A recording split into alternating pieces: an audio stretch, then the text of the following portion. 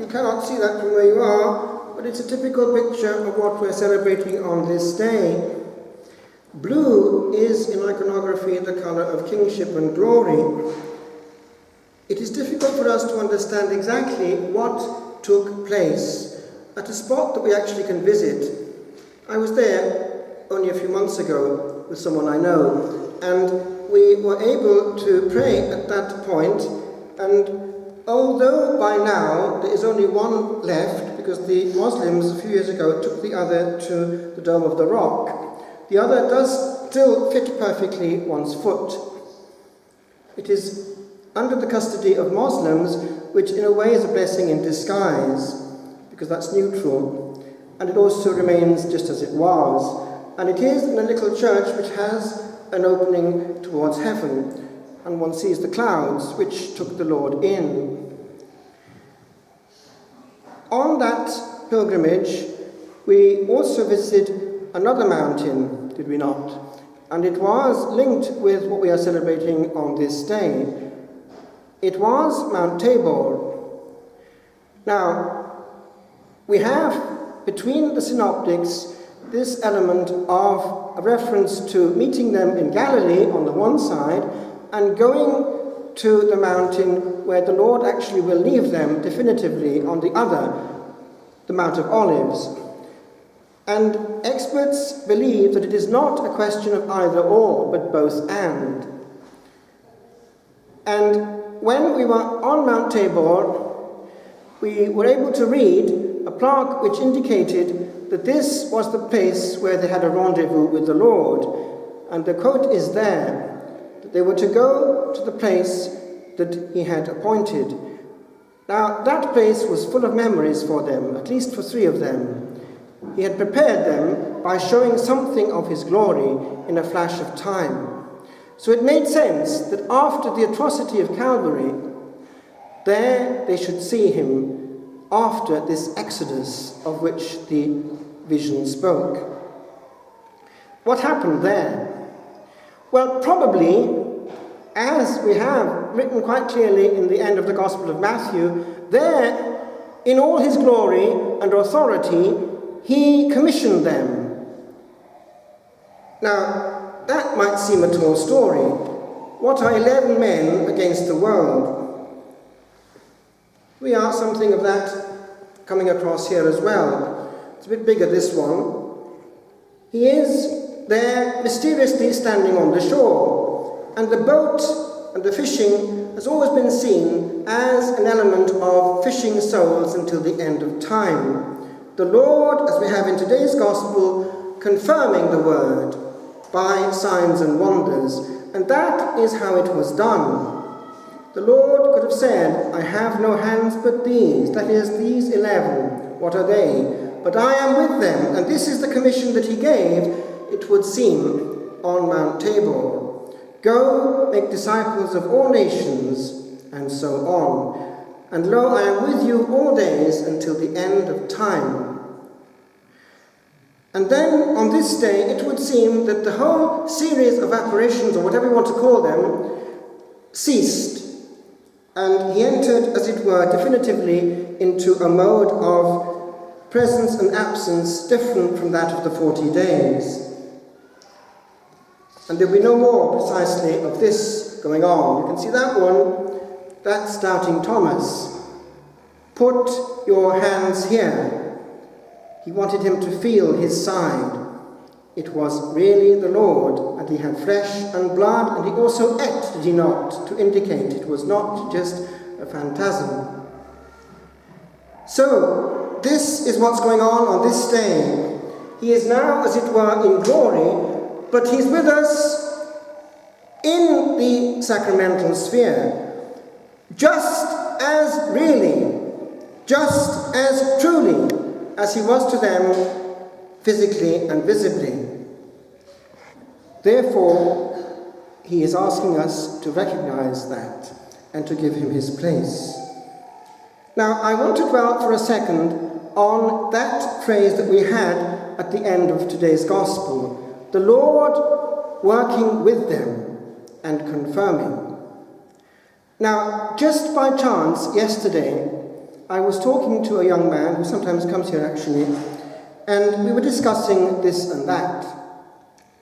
And this particular reflection came out of his mouth as we sat and talked. It's the case of one particular diocese in America, in the States, in Nebraska. It has had, up until recently, a bishop who stood out. He would not compromise. Things which all over the States were the norm, he would not accept. He would only have men in the sanctuary and so on, boys. And he was using what had always worked, having this philosophy, if it's not broken, don't fix it. The result is that, like a bulldozer, that diocese has gone on and gets a huge proportion of vocations without any fuss or bother. Fortunately, they have just now, after his retirement, appointed a similar one to take his place, knowing that that's the best thing they can do. Again, if it's not broken, don't fix it.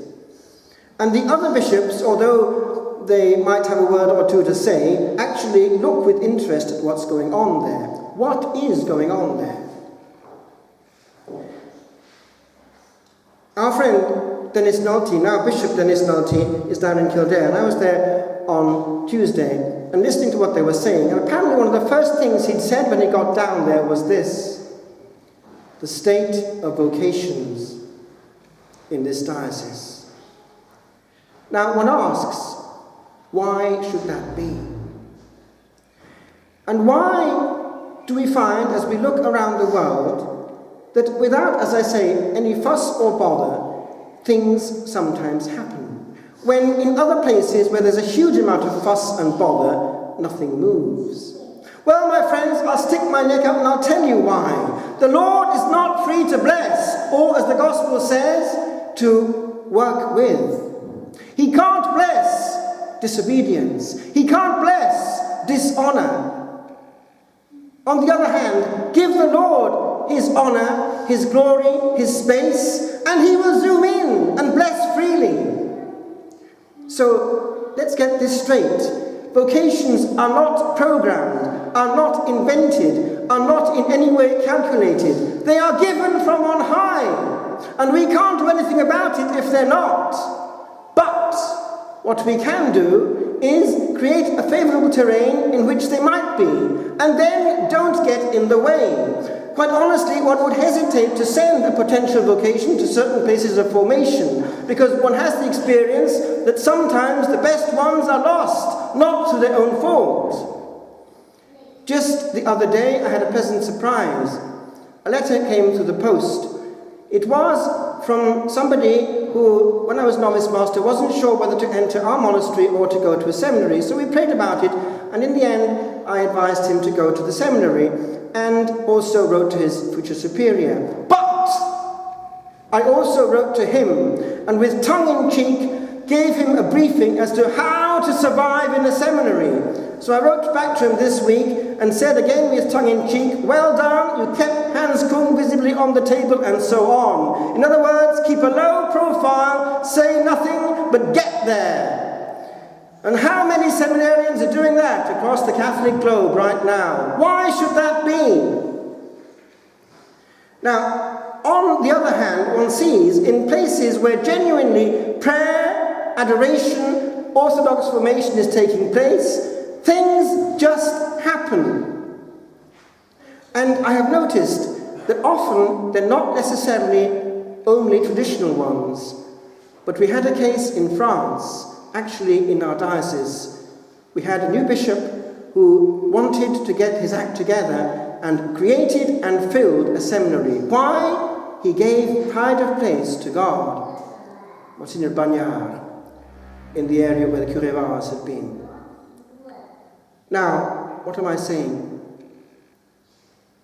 This applies also to the first element of the Lord working. The Lord will zoom in into any place where he is invited sincerely. Sincere charismatic renewal, for instance, miracles will happen. Simple faith in shrines, miracles will happen. But also, give the Lord space in adoration, and discreetly and secretly things again will happen, especially when it comes to vocation. Take away that space and you'll get more of the human and therefore the quality of that action. I just want to finish. That too, unfortunately, applies to this day.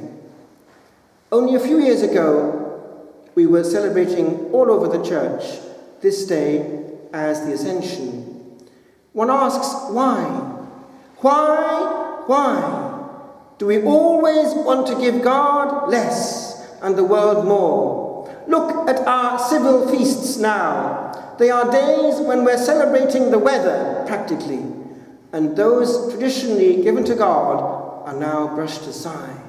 Again, less space for God, less healing for man, more noise buzzing around.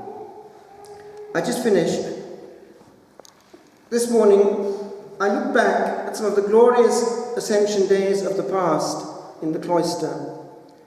Beautiful days bathed in heaven.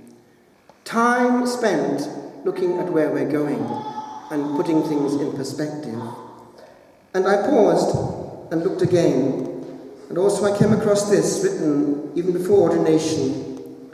Looking on this Ascension day at, actually in Rome, what Christ was. Do you know that every eye shall see him? Do you realize what that means? One day, the sign of the cross will appear in the skies, and that sitting at the Father's hand will be seen.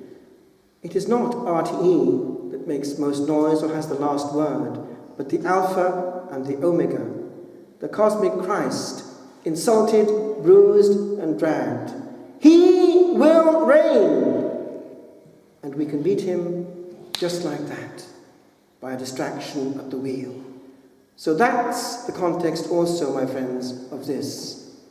Time, space, peace. For time is passing, and we're passing with it in too much of a hurry.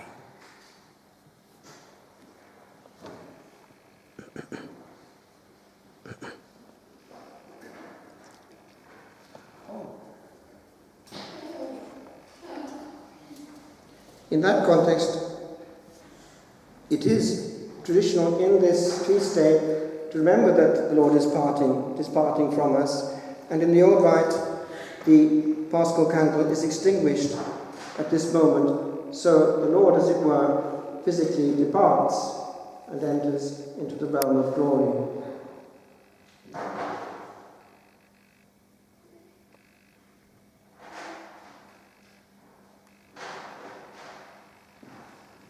O post me, o per me, o ad me. An exclamation of Adam Scott, a medieval abbot, as he reflected on the power of Christ. Lines written in student days in Rome on Ascension Day. O Christ, alive and well, O Christ of fire, here standing in the sun, O Son of Man, of essence, God of God. To Godhead higher rise into clouds that hide thee, mid-light wan from looking at thy shining. Gaze upon the ball that thou didst tread, and shalt recall to order at the ordering whereon the all shall be what can alone be all? Thy toy, O King, that with a finger's power thou didst bid be, and happily combine, in cause and cause entwined, at perfect hour, in calcule of time's dawn, born once to shine. O Lamb, once slain, now standing, stand in might upon a cosmos dreamt upon a night.